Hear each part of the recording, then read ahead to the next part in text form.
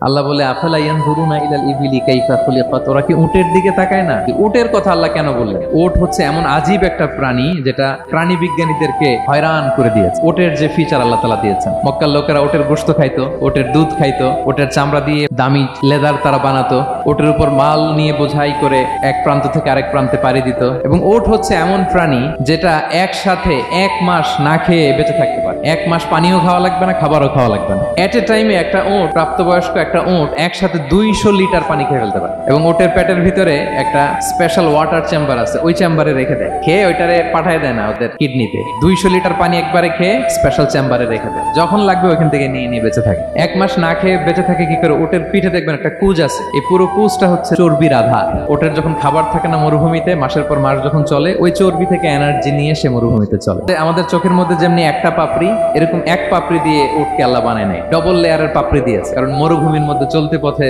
লু হাওয়া থাকবে, মরুভূমির সাইমুম, বালুর ঝড়, এই ঝড় মোকাবেলার জন্য, লু হাওয়া মোকাবেলার জন্য ডবল লেয়ারের চোখের পর্দা। একটা পর্দা ফেলে রাখে, আর একটা খুলে সে হাঁটতে থাকে, তার কিছুই হয় না। সুবহানাল্লাহ। এবং মরুভূমির মধ্যে যে ক্যাকটাস আছে, গুলমলতা, বড় বড় কাঁটা জাতীয় গাছ, যেই কাঁটা পৃথিবীর কোনো প্রাণী খেতে পারবে না, কিন্তু একটা উট অনায়াসে খেয়ে ফেলতে পারে। উটের জিহ্বাকে এবং পাকস্থলীকে আল্লাহ এমন স্পেশালি মেড করেছেন, যত কাঁটা দিবেন খেয়ে সাবার, ওর কিছুই হয় না। আরে উটকে নিয়ে গবেষণা করলেই তো উটের মালিককে খুঁজে পায় তারা।